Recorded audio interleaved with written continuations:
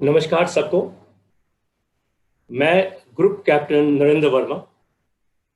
महाराणा प्रताप 1540 से लेके उनका जन्म हुआ था और उनकी मृत्यु 1597 में हुई थी। जब हम इस प्रोग्राम के प्रोमोस लॉन्च कर रहे थे तो बहुत से लोगों के मेरे को फोन आए, भाई महाराणा प्रताप 1540 में हुए, उनकी डेथ 1597 में हो गई, तो आज के डेट में उनकी रेलेवेंस क्या है? क्यों गड़े मुर्दे उखाड़ रहे हो? एक सैनिक हूं, जन्म और कर्म से दोनों से क्षत्रिय हूं। बात दिल में बहुत चुभी और ऐसे लोगों को जवाब देना जरूरी था। महाराणा प्रताप क्यों आज हमारे लिए प्रासंगिक है? पहले समझ लें वो महाराणा क्यों थे। 7 फुट 5 इंच का सुडौल शरीर, 80 किलो का भाला, 80 किलो का कवच, तलवारों को मिला के 207 किलो का आर्मर लेके ये जब शूरवीर चलता था तो दुश्मनों का दिल दहलता था। अकबर ने भी कभी हिम्मत नहीं की उनके सामने डायरेक्ट अटैक करने के लिए, उनसे डायरेक्ट फाइट करने के लिए। उनके टाइम में बापा रावल, राणा सांगा, उदय सिंह जैसे बहुत राजपूत शूरवीर थे। इन्हें ही महाराणा क्यों कहा गया? क्योंकि वो विरोधों और संघर्षों के बीच जीते हुए भी स्वतंत्रता और स्वाभिमान से जिए।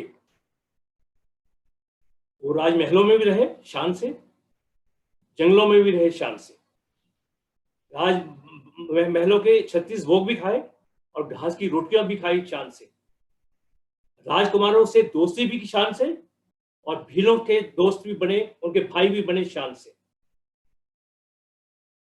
वो ऐसे एक व्यक्ति थे जो हमारे लिए एक युग पुरुष है और युग पुरुष का महत्व, प्रासंगिक होना हर काल में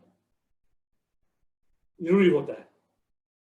अगर महाराणा प्रताप ने हल्दी घाटी में 20,000 सैनिकों के साथ अकबर के 80,000 सैनिकों को धूल चटाई थी, तो उसी जज्बे ने, उसी आग ने लौंगोवाल के युद्ध में मेजर कुलदीप सिंह और सेकंड लेफ्टिनेंट धर्मवीर ने 120 जवानों के साथ 3,000 पाकिस्तानी जो बख्तरबंद थे, टैंकों से लैस थे, उनको धूल चटाई थी।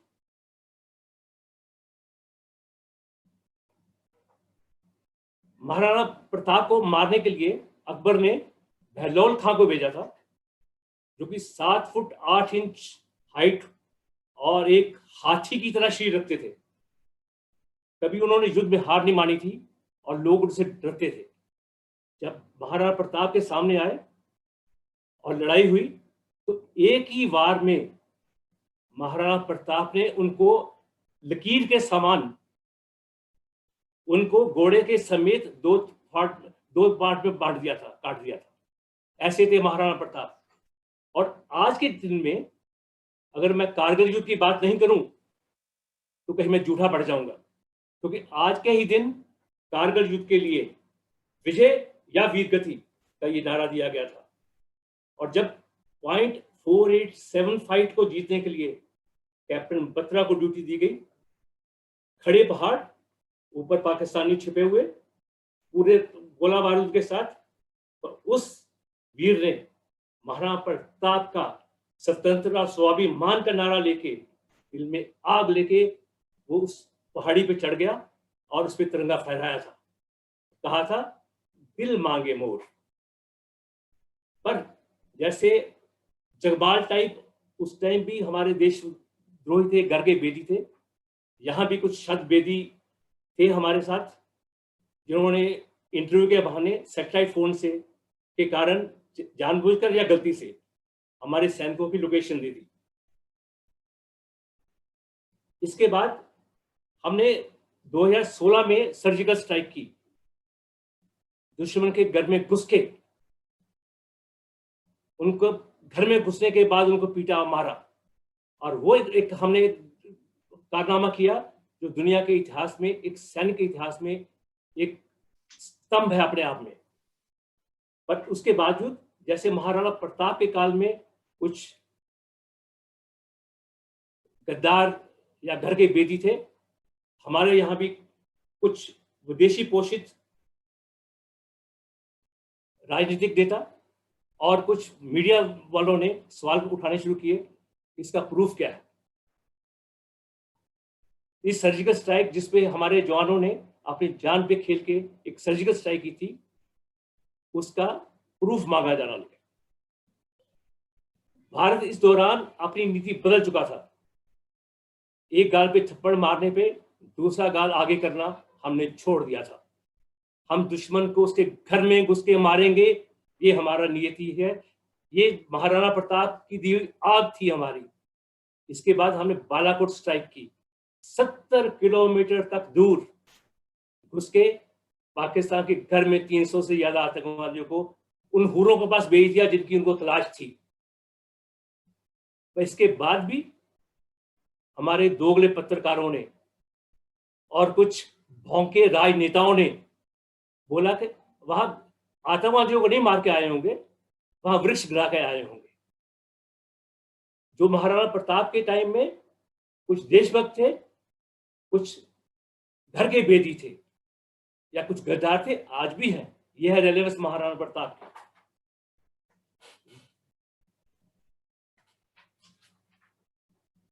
आज हमारी रेलेवेंस बदल चुकी है। आज महाराणा प्रताप की रेलेवेंस हमारे साथ ये है कि उस टाइम भी जो देशभक्त थे उनके सीने में आग थी। उस टाइम भी कुछ गद्दार थे, आज भी गद्दार हैं।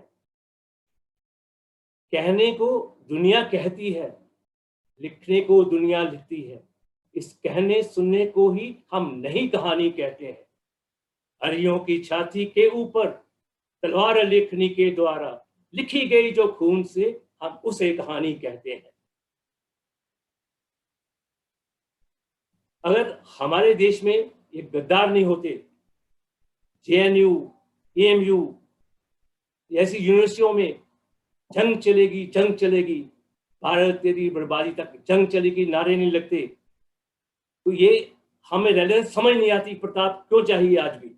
आज भी प्रताप चाहिए इन दुश्मनों को मिटाने के लिए। और दूसरा दुख की बात यह है कि हमारे राजनेता, हमारे कुछ पत्रकार जो विदेशी मीडिया से बिके हुए हैं, जो उनकी सिंपैथी उनके साथ है, वो यहाँ जाके खड़े हो जाते हैं। ये कुछ 2-4 भटके हुए नौजवान नहीं है जो ऐसे नारे लगाते हैं।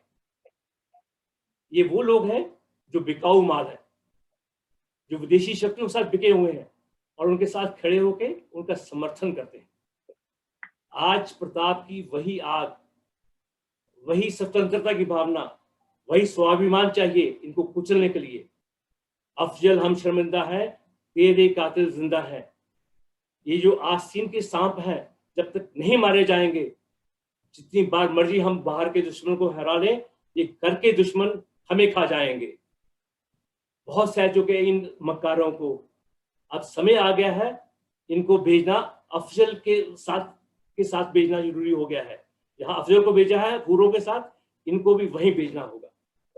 मां भारती ने प्रताप जैसे रणबांकुरों को जन्म दिया, उनके दिल में एक ज्वाला भड़का दी ताकि स्वतंत्रता और स्वाभिमान की ज्वाला हर भारतीय के दिल में चलती रहे। यह है आज प्रताप का हमारे साथ होना। प्रताप आज भी हमारे साथ है। आज भी प्रताप स्वाभाविक तौर से हमारे साथ है और उनका होना हमारे लिए, उनकी भावना होना, उनकी स्वतंत्रता की भावना, उनके स्वाभिमान की भावना आज भी हमें जिंदा किए हुए है। और भारत को चाहिए प्रताप। और प्रताप वो एक व्यक्ति है जिसको इतिहास ने उसका पूरा स्थान नहीं दिया, क्योंकि अकबर को महान बना दिया गया जो उनके समकालीन थे। उनको महान क्यों बनाया गया? क्योंकि उनके जो चाटुकार थे, जो उनका स्तुति गान करते थे, जो उनके दरबारी थे, उस स्तुति को ही इतिहास मान लिया और हमारे गद्दार इतिहासकारों ने उसको साबित कर दिया और स्थापित कर दिया।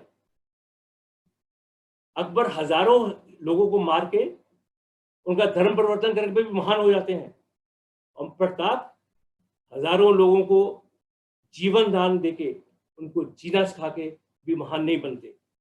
ये परंपरा बदलनी होगी आज। अगर आप भारत का इतिहास उठा के देखें, अगर भारत के 5 पहले शिक्षा मंत्रियों को देखें तो आप समझ जाएंगे मैं क्या कह रहा हूं, ये इतिहास हम पे क्यों थोपा गया और इतिहास को समझने और बदलने की क्यों जरूरत है। प्रताप की आग हर हृदय में जलाने की जरूरत है ताकि देश स्वाभिमान से प्रताप को उसका महान स्थान, अकबर महान नहीं प्रताप महान है, का स्थान दे सके। धन्यवाद।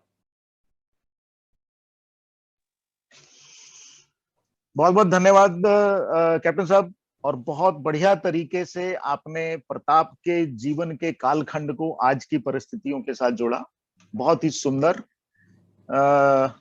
यहाँ 2 लाइनें मुझे भी याद आती हैं कि कुछ तो बात है मेरे देश की मिट्टी में साहब, कुछ तो बात है मेरे देश की मिट्टी में साहब, सरहदें कूद के आते हैं यहाँ दफन होने के लिए। मैं आगे कार्यक्रम को बढ़ाते हुए